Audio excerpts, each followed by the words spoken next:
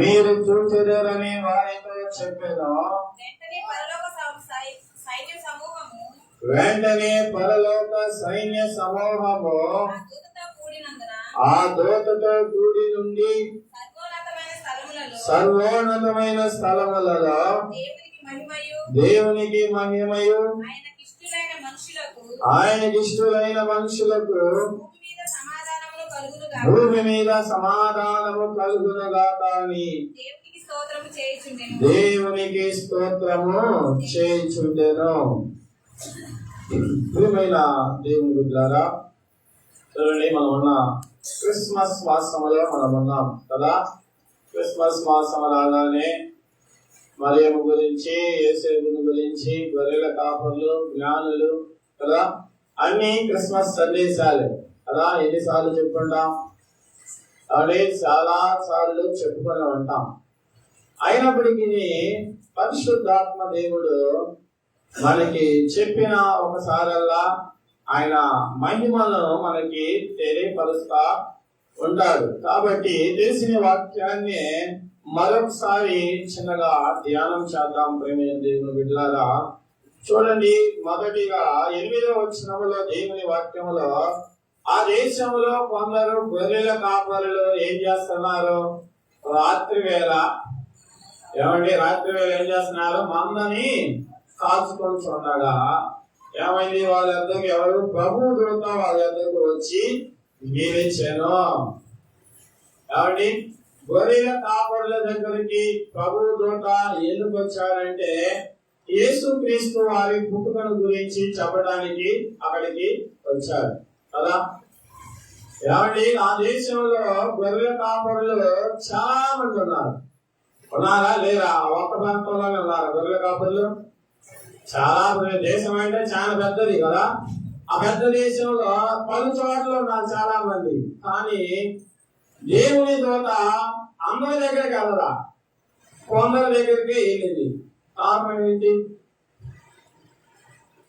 అప్పుడు నేను చదివిన చదువును బట్టి, మీకున్న అనుభవం బట్టి, ఏమండి, ఇక్కడ ఉన్న కొంతమంది దగ్గరికి దేవుని దూత వెళ్ళి నిలబడి క్రీస్తు పుట్టుకల గురించి వారికి చెప్పడము, వారికి కొన్ని ఆనవాళ్లను, గుర్తులను వారికి తెలియజెప్పడం గల కారణం ఏంటి?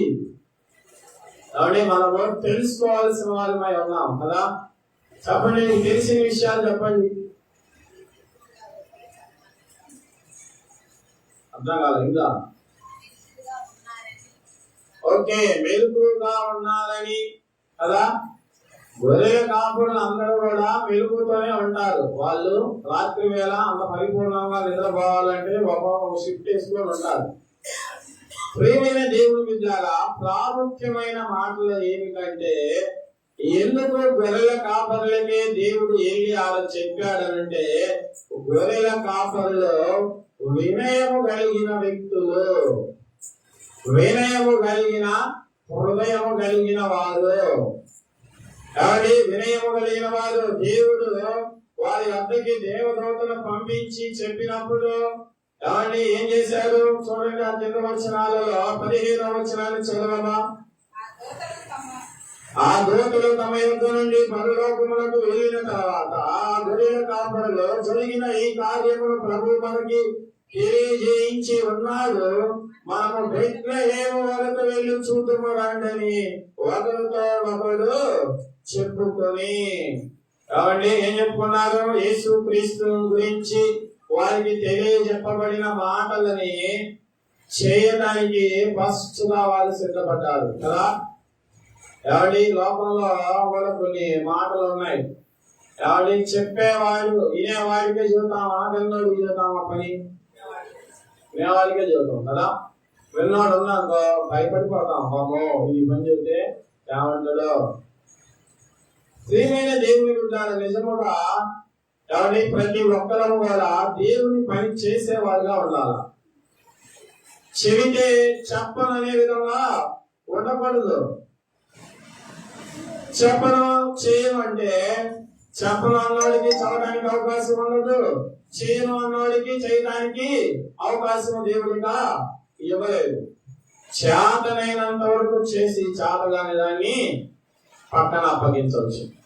కాబట్టి ఇక్కడ చూడండి, గొర్రెల కాపరిలో ఉన్న మనస్సును దేవుడు చూశాడు కాబట్టి వారి దగ్గరికి ఆయన దూతను పంపించి క్రీస్తు రాకను గురించి వారికి తెలియపరిచాడు. తెలియపరిచిన ఆ మొదటిలోనే వారిలో వినయం ఉందా లేదనే విషయాన్ని అక్కడ తేట తెల్లంగా తెలియపరచబడుతుంది. చూడండి, కాబట్టి మొట్టమొదటిలోనే ఉంది చూడండి మాట, ప్రభువుతో ఎదుటకు వచ్చి నిలిచెను, ప్రభువు మహిమ వారి చుట్టూ ప్రకాశించినందున వారు మిక్కిలి భయపడిరి.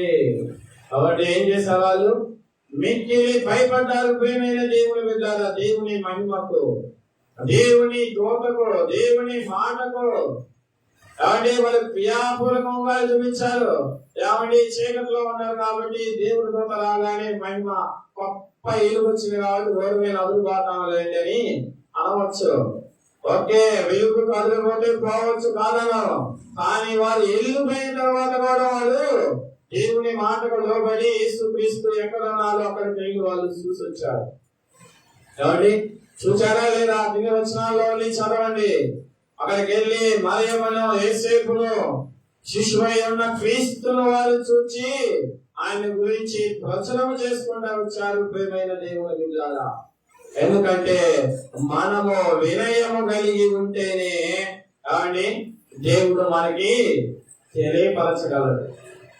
వినయ మనస్కులై ఉండాలి. వినటానికి మనము వేగనపడాలని దేవుని వాక్యం సెలవిస్తుంది. ప్రియమైన దేవుని బిడ్డలారా, వినటం వల్ల నీకు విశ్వాసం కలిగింది. నీలో విశ్వాసం లేకపోతే విశ్వాసాన్ని పెంపొందించుకున్నదవుతావు వినటం వల్ల. కాబట్టి వినయం అనేది చాలా ప్రాముఖ్యమైనది. ప్రియమైన దేవుని బిడ్డలారా, అలాగే దేవుని వాక్యంలో 1 కొరింథీయులకు రాసిన పత్రిక తీయండి. 1 కొరింథీయులకు రాసిన పత్రిక 1వ అధ్యాయము 26వ వచనము చూడండి, చూద్దాం. 1 కొరింథీయులకు రాసిన పత్రిక 1వ అధ్యాయము 26వ వచనం నుంచి చదువుకున్నాం. చూడండి, సహోదరులారా, మిమ్మల్ని పిలిచిన పిలుపును చూడండి, మీలో లోక రీతిని జ్ఞానులైనను గొప్ప వంశవారైన అనేకులు పిలువబడలేదు గాని ఏ శరీరము దేవుని ఎదుట అతిశయపడకుండానట్లు జ్ఞానులను సిగ్గుపరచుటకు లోకము నుండి వేరే వారిని దేవుడు ఏర్పరచుకుని ఉన్నాడు. బలవంతులైన వారిని సిగ్గుపరచుటకు లోకములో బలహీనులైన వారిని దేవుడు ఏర్పరచుకుని ఉన్నాడు. ఎన్నికైన వారిని వ్యర్థము చేయుటకు లోకములో నీచులైన వారిని, తునీకరింపబడిన వారిని, ఎన్నిక లేని వారిని దేవుడు ఏర్పరచుకుని ఉన్నాడు. చాలు. ఏమండి, దేవుడు ఎవరిని పిలుచుకుని ఉన్నాడు? ఎవరిని పిలిచి ఎవరికి దేవుడు ఆయన మాటలను తెలియజేస్తున్నాడంటే ఎవరికి తెలియజేస్తాడు? ఎన్నిక లేని వారికి, నీచులకు కదా. అలాగే గొర్రెల కాపర్లకు ఎన్నిక ఉందా? గొర్రెల కాపర్లు రాగానే రాజు లేచి నిలబడతారా? చూస్తారా? వాళ్ళకి ప్రాముఖ్యత ఇస్తారా? ఇవ్వరు కదా. వాళ్ళని చూస్తే కొంతమంది ముక్కు కూడా మూసుకుంటాం కదా. ఎందుకని? వారికి అవకాశం ఉంటేనే స్నానం చేస్తారు, లేకుంటే చేయరు. కాబట్టి వాళ్ళకి కొంచెం దూరంగా జరుగుతాం, వారికి భారంగా ఉంటాం. కానీ యేసుక్రీస్తు ఏమో అవరికి దగ్గరగా వెళ్ళిపోయారు. ఆలోచించండి ప్రియమైన దేవుడు బిడ్డలారా, లోకములో శరీర వాక్యంలో చూడండి, లోకములో 28వ వచనంలో ఏ శరీరం దేవుని ఎదుట అతిశ్రయపడుకుంటున్నట్లు, ఎవరు కూడా దేవుడి ముందు అతిశ్రయపడుకుంటున్నట్లు జ్ఞానులను సిగ్గుపరచుటకు లోకములో నుండి వేరే వారిని దేవుడు ఏర్పరచుకున్నాడు. కాబట్టి జ్ఞాని అనే వాడు ఏమర్చబడాలంట? సిగ్గుపరచబడాలి. అలా వాడికి సిగ్గే కలిగింది. ఎందుకని? ఎందుకనంటే వారికంటే తక్కువ వాడిని దేవుడు ఎన్నుకొని నిలబెట్టుకుంటాడు, దేవుడు ఏర్పరచుకుంటాడు. కాబట్టి ప్రియ సహోదరి సహోదరుడా, ఏమండి, జ్ఞానము దేవుడు మనకి ఇచ్చింది దేనికంటే యేసుక్రీస్తు మన యందు నివసించడం కోసము. యేసుక్రీస్తు పనులు మన ద్వారా జరుగుట కోసము. చాలా మంది వారికున్న గొప్పతనాన్ని బట్టి, వారికున్న ధనాన్ని బట్టి, లేకుంటే వారికున్న హోదాన్ని బట్టి ఏమండి క్రీస్తుకు దూరముగా జరిగిపోతా ఉంటారు. ప్రియ సహోదరి సహోదరుడా, దేవుడు అందుకే ఏమండి వినయము కలిగి ఎవరైతే చెప్పింది చెప్పినట్టు చేస్తారనే వారికి దేవుడు తన పనిని అప్పగిస్తున్నాడు. బలవంతులైన వారు సిగ్గుపరచుటకు ఈ లోకములో బలహీనులైన వారిని దేవుడు ఏర్పరచుకుని ఉన్నాడు. బలవంతుడా, నా బలము ఉన్నది కాబట్టి అని నువ్వు విర్రవేయకుండా బలము లేనివాడికే దేవుడు ఏర్పరచుకుంటాడు. ఆరోగ్యం లేనివాడే దేవుడు పిలుచుకొని వాడితో పని చేపిస్తాడు. కాబట్టి వాడైతే బాగా చేయగలడు కదా. పాట ఉంటుంది, కాబట్టి వినిపించుతున్నది కాక ఒక కేక నాకని. ఎప్పుడే బలం ఉన్నంత వరకు చేయలేదు నేను ఆయన పనిని, నీ బలం ఉన్నంత కాలం చేయలేవు ఆయన పని. నీ బలం పోతే ఖచ్చితంగా కూర్చోమన్నాడు, కూర్చుంటావు కదా. యేసుక్రీస్తు చూడటం కూడా అదే మాట, తక్కువ వారికే కదా. కాబట్టి గొర్రెల కాపరి దగ్గరికి యేసుక్రీస్తు ఎందుకు ఆయన శుభవార్తను వారికి మొదటగా తెలియపరచాలంటే యేసుక్రీస్తు ప్రణాళికల గురించి మనం ఉదయకాల సమయాలలో మనం ధ్యానం చేశాం కదా. యేసుక్రీస్తు ఎవరికి ఆయన బోధించడానికి వచ్చాడు? ఎవరిని? యేసుక్రీస్తు పేదలకు సువార్తను బోధించడానికే వచ్చాడు. ఎవరి కోసం వచ్చాడు? పేదల కోసము కదా. ఐశ్వర్యవంతుల కోసం, ధనవంతుల కోసం, జ్ఞానుల కోసం వచ్చానని చెప్పాడా యేసయ్య? లేదు. జ్ఞానులు, ఐశ్వర్యవంతులు దేవుని దృష్టిలో లేరు. పేదవాళ్ళు, నీచులు, పాపులు అని యేసయ్య దృష్టిలో ఉన్నది వారే. ఎందుకంటే వారు మాత్రమే దేవుని మాటను వినగలిగిన వారు. దేవుని మాటను వింటారు. చాలా మంది అనుకుంటారు, ఏమండి వాక్యంలో, దేవుని వాక్యంలో ఉంది, ఏమండి లోకంలో నీతిమంతుడు ఒక్కడను లేడు. అలా ఉన్నాడా నీతిమంతుడు? నీ నీతి గల హృదయము, ఏమండి నీ నీతి గల ధర్మ కార్యాలు, నీ గొప్ప కార్యాలు దేవుని దృష్టికై మురికి గుడ్డలు అంతే. సహోదరి సహోదరుడా, అందుకే యేసయ్య ఏమండి వినయము కలిగిన గొర్రెల కాపరులకు మాత్రమే ఆయన తెలియజేసి ఉన్నాడు కదా. నీవు కూడా వినయం కలిగిన దానివై, వినయం గలవాడివై ఉంటే ఖచ్చితంగా దేవుడు నీకు కూడా తెలియపరుస్తాడు. దేవుడు నీ దగ్గరికి వచ్చి ఉంటాడు.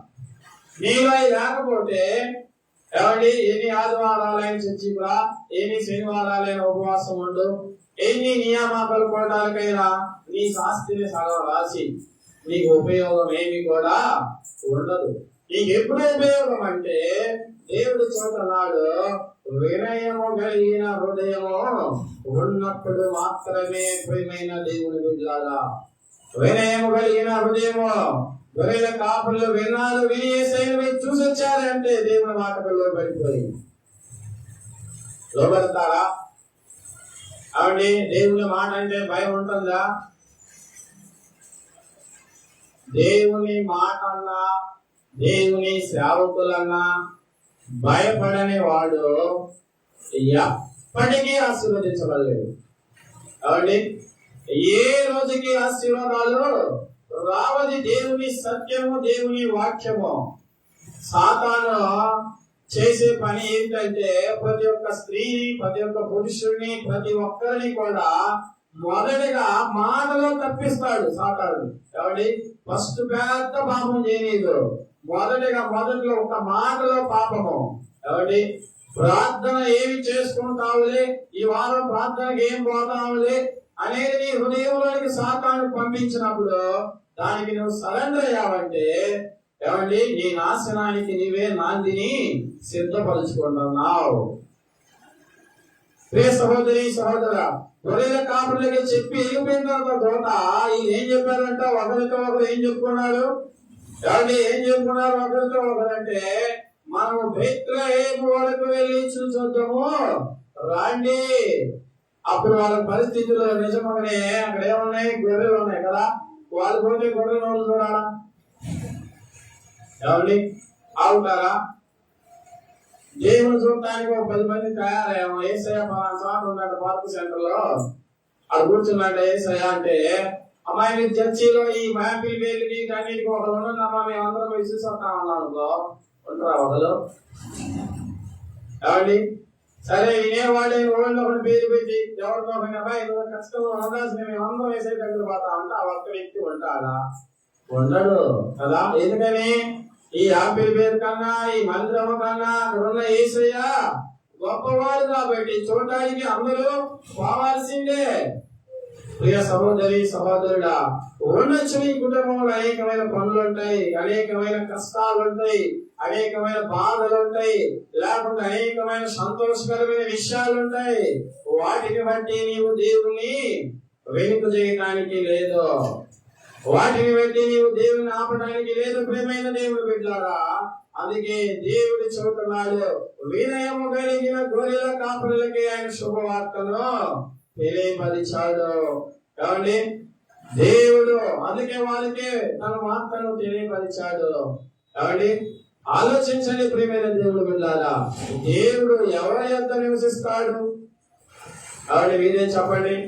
వినయం గల మనసు గల వారికి దేవుడు చెబుతున్నాడు, వినయస్తులుగా చెబుతున్నాడు. దేవుడు ఎవరి యొద్ద నివసిస్తాడంటే యెషయా గ్రంథంలో ఉంది, చూడండి, తీయండి.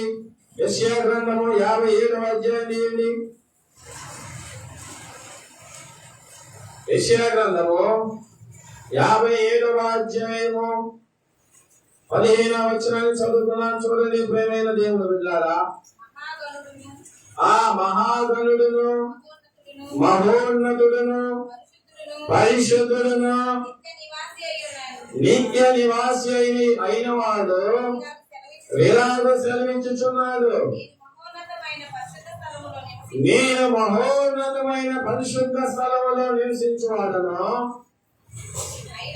ఆయనను ఆ వినయము గల వారి ప్రాణములను ఉజ్జీవింప చేయుటకును, నలిగిన ప్రాణములను ఉజ్జీవింప చేయుటకును, వినయము గల వారి యొద్దను దీన మనసు గల వారి యొద్దను నివసించుచున్నాను.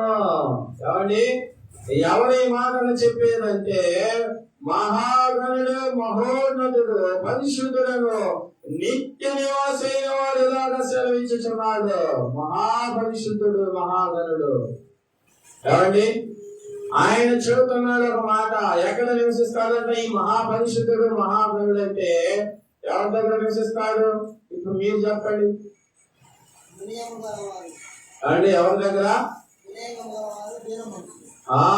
దీన మనసుకులు వినయము కలిగిన వారి యొక్క దేవుడు నివాసం చేస్తాడు. గర్విష్ఠుల దగ్గర నివాసము దేవుడు చేయడు. ఎవరి గర్విష్ఠులకు యెహోవా దూరంగా ఉంటాడు. ప్రియమైన దేవుని బిడ్డలారా, సహోదరి సహోదరుడా, ఎలా ఉన్నావు? నీ జీవితం ఎలా ఉంది? నీ పరిస్థితులు ఎవరి గర్విష్ఠులుగా ఉన్నారా? వినయము కలిగిన వారిగా ఉన్నారా? వినయము కలిగిన వారిగా ఉంటే యేసు క్రీస్తు శుభవార్తను, ఆయన పరిచర్యను, ఆయన పనిని, ఆయన సేవను నీకు అప్పగిస్తాడు. ఎవరి గర్విష్ఠులుగా ఉంటే నీ కాడికి రాలేదు.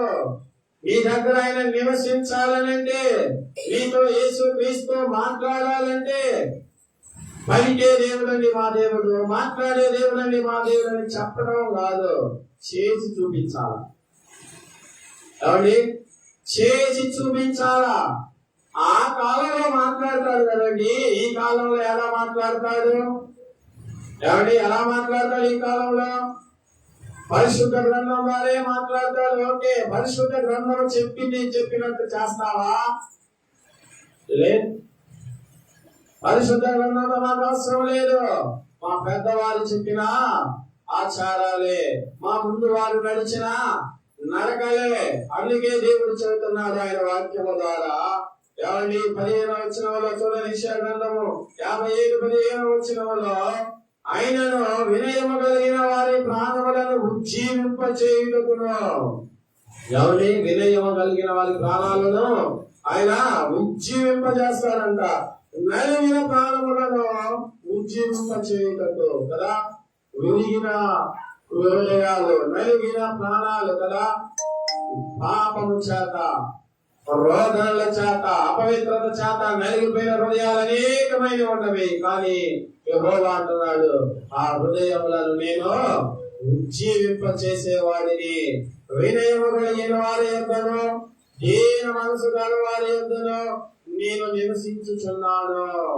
కాబట్టి దీన హృదయము అలా ఆలోచించండి. దీన హృదయం ఎట్లున్నది? కాబట్టి చెప్పాలి మీరు, దీన హృదయం ఎట్లున్నది? చూసారా మీరు ఎప్పుడన్నా? సూచనలు చూసినట్టండి, మేము దీన హృదయం చాలా మాత్రం చూసామన్న వాళ్ళు, లేదా దీన హృదయం నాలో ఉన్నాలని చేతి పెట్టండి. నాకు దీన హృదయం ఉందండి అనేది ఆలోచించాలి.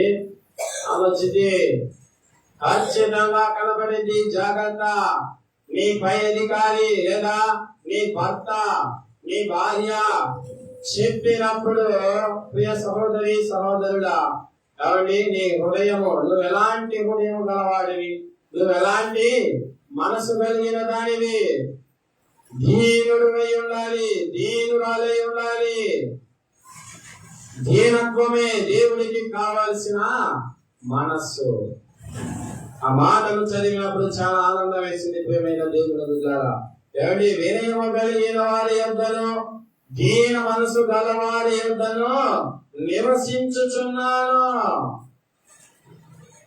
దేవుడు నివసిస్తున్నాడు నా దగ్గర, దేవుడు నాతో మాట్లాడుతున్నాడు అన్నవాడు దగ్గర ఈ రెండు ఉండాలి. దీన మనసు, ఏమండి, దీన హృదయ వినయము కదా. ఈ రెండు లేకుండా మాట్లాడాడు అంటే అది అబద్ధమే. ఇక లేదా ఛాన్స్ అనేది లేదు. ప్రియమైన దేవుడు పెట్టారా, దేవుడికి ఇష్టమైనది కనుక ఈ ఉంటే ఖచ్చితంగా నీ కుటుంబంలో దేవుడు ఉంటాడు. నీ కుటుంబంలో ఉన్న వాళ్ళందరూ కూడా వినయులు, దీన మనస్కులై ఉండాలి. చెప్పిన మాట వినాలి, వాక్యమును పాటించాలి. పాటించకపోతే ఏమండి ఉపయోగము ఉండదు నీకంతే. లోకంలో అందరూ ఉన్నట్టు నువ్వు కూడా ఉండదానే ఉంటాం. ఈ లోకంలో ధనం వచ్చింది, ఈ లోకంలో బహుమతులు నీకు వస్తాయి, ఈ లోకంలో దరిద్రాలుగా ఉండవు, అన్ని బాగానే ఉంటాయి. కానీ నీ కాదు దేవుడు ఉండడు, నీ కుటుంబంలో దేవుడు ఉండడు, నీవు దేవుడి రాజ్యానికి కూడా చేరవు. అదైతే ఖాయం. భక్తి చేసేది పరలోక రాజ్యం కోసమే. కాబట్టి వీటిని మనం చాలా జాగ్రత్తగా సమకూర్చుకోవాలి. ఏమండి, గొర్రెల కాపురులకి దేవుని దూత చెప్పిన మాట ఏందండి? ఈ లోకానికి ఎవరొచ్చాడని చెప్పింది తీయని మన పాఠ్య భాగంలోనికి లూకా సువార్త 2వ అధ్యాయము 2వ అధ్యాయం 11వ వచనమందు, దావీదు పట్టణమందు నేడు రక్షకుడు మీ కొరకు పుట్టి ఉన్నాడు, ఈయనే ప్రభువైన క్రీస్తు. ఎవరి కోసం అంటే పుట్టింది? ఏమండి, మన కోసమే రక్షకుడు పుట్టి ఉన్నాడు. రక్షకుడు కొరకు, ఎవరి రక్షకుడు మన కొరకే పుట్టి ఉన్నది. ప్రియమైన దేవుని బిడ్డలారా, ఆ రక్షకుడు చెప్పిన బాటలో ఆ పుట్టిన రక్షకుడు నీ కుటుంబంలోనికి, నీ హృదయంలోనికి రావాలంటే నువ్వు వినయము కలిగి ఉండాలి, దీన మనసు కలిగి ఉండాలి. వినయము కలిగి ఉంటే దేవుడు నీకు ఆయన పైన అప్పచెబుతాడు. వినయము కలిగిన దీన మనసు కలిగి ఉంటే దేవుడు నీ యందు నివసిస్తాడు. అంటే దేవుడు నీ యందు నివసిస్తే ఇక రెండో దానికి అవకాశము రాదు. ప్రియమైన దేవుని బిడ్డలారా, నీ హృదయంలో దేవుడు నివాసి అయి ఉంటే రెండో దానికి స్థానము ఉండదు. నీ హృదయంలో మొట్టమొదటిగా ఉండవలసింది దేవుని మాటకి, దేవుని వాక్యానికి నీవు మొదటి స్థానం ఇవ్వాలి. అప్పుడే దేవుడు మనల్ని బలముగా ఉంచగలిగిన దేవుడు. ప్రియమైన దేవుడు బిడ్డలారా కదా. యేసుక్రీస్తు ఎవరి యేసుక్రీస్తు మన ఇళ్లలో ఉండాలని, మన కుటుంబాలలో ఆయన జీవించాలని ఎవరి సేవకుల ద్వారా, స్వార్థల ద్వారా క్రిస్మస్ రాగానే ఏమండి ఒక నక్షత్రం నుంచి నేను వెళ్తామంట కదా. ఎందుకని ఆ నక్షత్రాన్ని చూసి వేసే చూపు మన వైపు మళ్ళీ కదా. కాబట్టి చాలా మంది ఆశలు చాలా ఉన్నాయి. ఇటీవల కాలంలో వెళ్ళాము, మేము పల్లెటూరు వెళ్తే పల్లెటూరులో చెబుతున్నారు, నక్షత్రం లేని ఇంటి మీదంట యేసయ్య చూపు ఉండదు. అప్పైనా కానీ తెమ్మన్నానండి, ఇప్పుడు తేలేదు. కాబట్టి అప్పు చేసిన నక్షత్రం పెట్టగానే దేవుని దృష్టి నీ మీద ఉంటుందా? చెప్పండి, నీ మీద ఉంటుందా? ఉండదు. దేవునికి నచ్చినట్టుగా ఉంటే ఉంటది కదా. ఎవరి మీద ఉంటుంది దేవుని దృష్టి? దేవుడి మనస్సు ఎవరి మీద ఉంటుంది? వినయం కలిగిన వారి మీదే కదా. చూడండి, యెషయా గ్రంథము 66వ అధ్యాయం తీయండి. ప్రియమైన దేవుని బిడ్డలారా, యెషయా గ్రంథము 66వ అధ్యాయము 2వ వచనాన్ని చదువుకున్నాను చూడండి.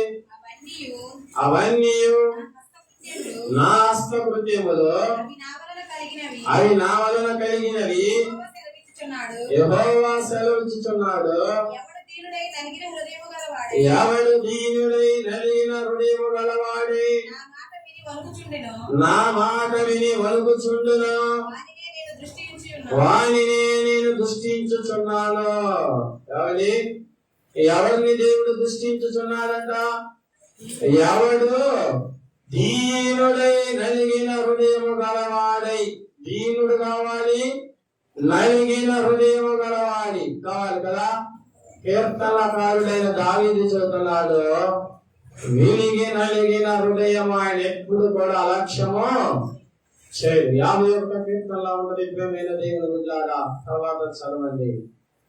ఎవడు విలిగి నలిగిన హృదయము గలవాడై ఉండి నా మాట విని. ఎవరి మాట? ఎవరి మాట? దేవుడి మాట విని.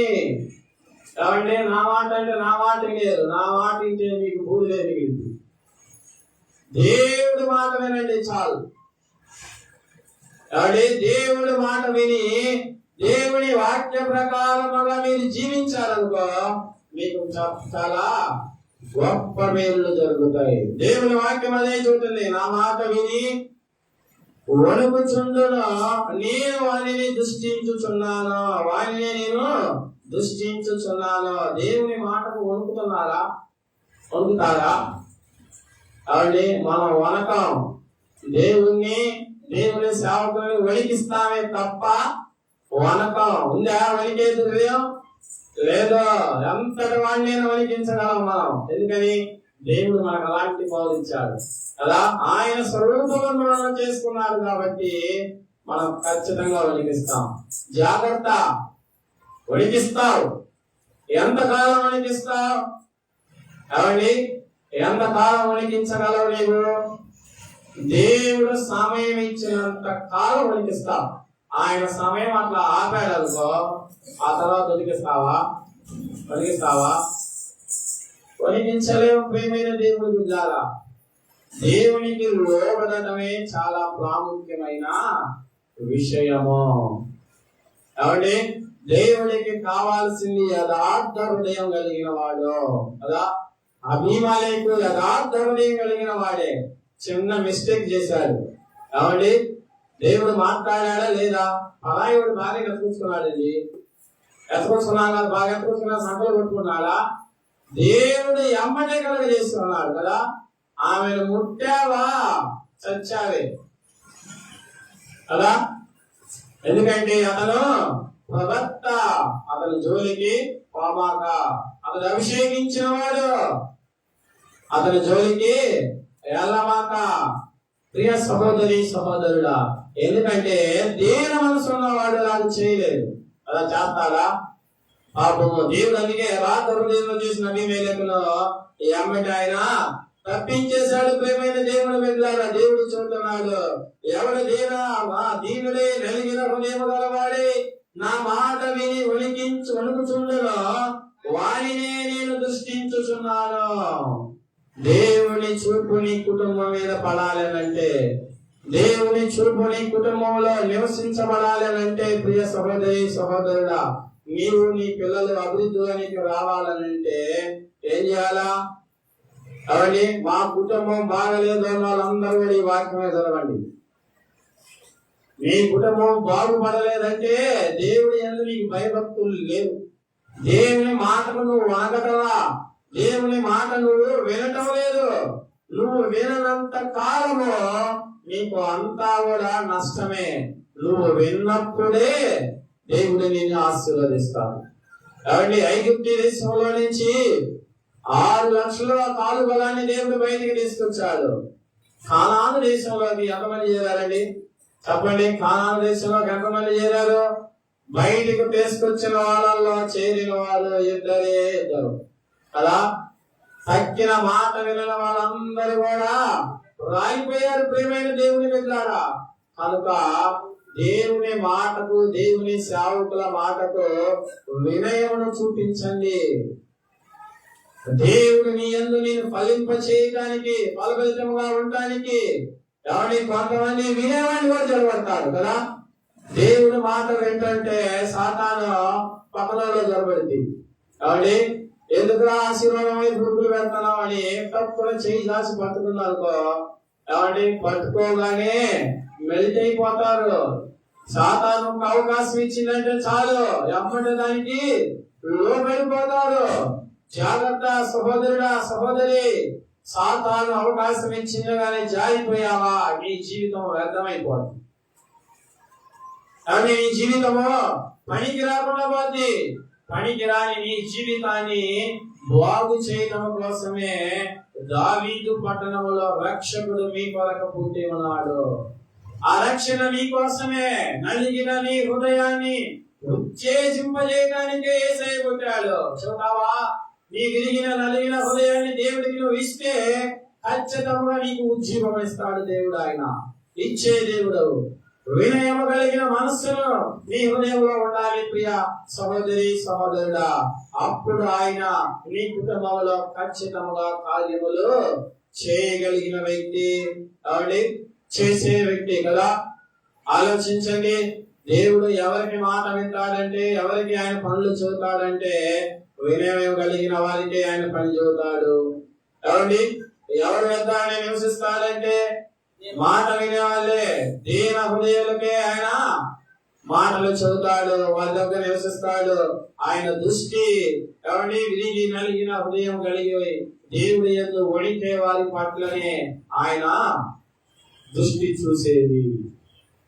ఆలోచించండి ప్రియమైన దేవుడు బిడ్డలారా, వీటన్నిటినీ మనం ఆచరించాలంటే మనలో ఇన్ని ఆలోచనలు బయలుదేరుతాయో కదా.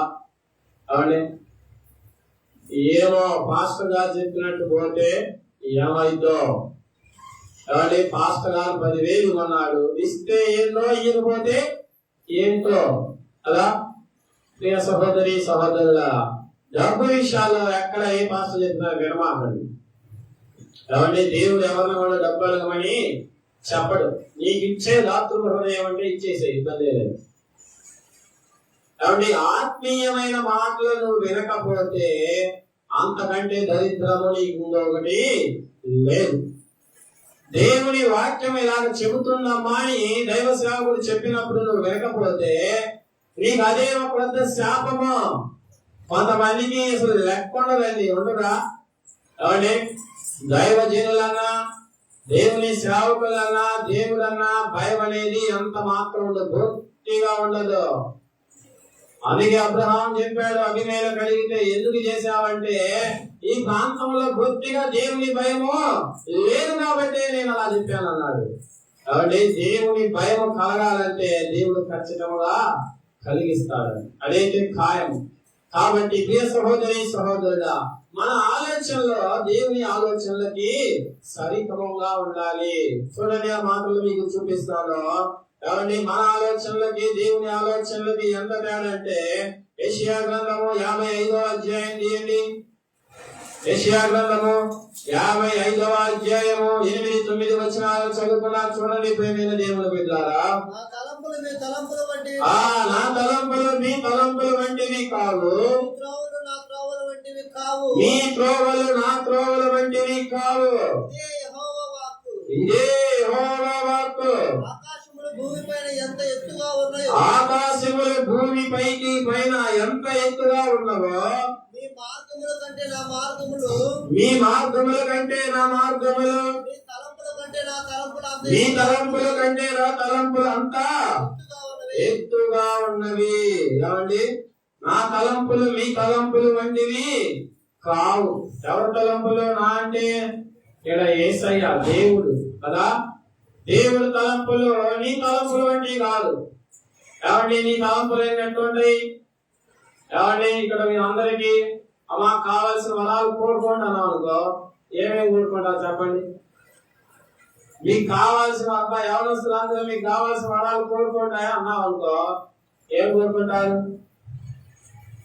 నవమాకండి, చెప్పండి. హృదయంలో ఉన్నాయో చెప్పండి కదా. పెద్ద జాబు, అందమైన భార్య, ఉండాలైన మామగారు కదా, బ్యాచ్లైట్, బండి, ఇవన్నీ బయటకు వస్తా ఉంటాయి కదా. అలాగే ఇవన్నీ బయటకు వస్తే పెళ్లి చూపులు తీసుకుపోతే అప్పుడు వస్తే ఏం కావాలబ్బా అంటే అన్ని కూడా బయటికి వచ్చేస్తా ఉంటాయి కదా. తల్లిదండ్రులేనంటే పెద్దవాళ్ళని అడిగితే మంచి కోడలు, మంచి కూతురు అంటే మంచి అల్లుడు, కాబట్టి ఉండాలి, ధనం కావాలి కదా. మన ఆలోచనలు ఇవే. యేసయ్య ఆలోచనలు అలా ఉండవు. అలా యేసయ్య ఆలోచనలు ఉంటాయా? యేసయ్య ఆలోచనలు, యేసయ్య పని కూడా ఏమిటి అని అంటే ఏమండి? యేసయ్య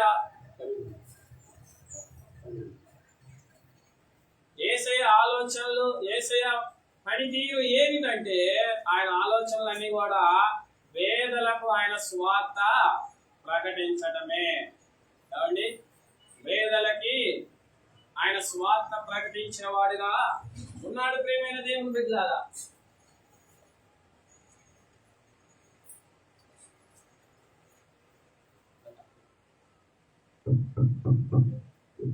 దేవుని ఆలోచన అంతటిని కూడా దేవుడు పని, ఆయన తలంపులన్నీ కూడా ఏమిటంటే పేదలకు ఆయన సువార్తను ప్రకటించడము, పేదలకు ఆయన రాజ్యముల గురించి తెలియచేయటమే. అందుకే ఆయన తలంపులకి మన తలంపులకి ఎంత వ్యత్యాసం అంటే చాలా గొప్ప వ్యత్యాసం ఉన్నది. ఎంత వ్యత్యాసము? చాలా గొప్ప వ్యత్యాసం ఉన్నది ప్రియమైన దేవుని బిడ్డలారా. అందుకే దేవుని వాక్యంలో తెలియజేస్తున్నారు. మాటలు చదివాయి 8వ వచనాన్ని. నా తలంపులు మీ తలంపుల వంటివి కావు, మీ త్రోవలు నా త్రోవల వంటివి కావు. ఇదే యెహోవా వాక్కు. దేవుని తలంపులు నీ తలంపుల వంటివి కావు. ఆయన తలంపులకి నీ తలంపులకి ఎంత తేడా ఉన్నదంటే ఆకాశము భూమిపైన ఎంత ఎత్తుగా భూమిపైన ఎంత ఎత్తుగా ఉన్నాయో,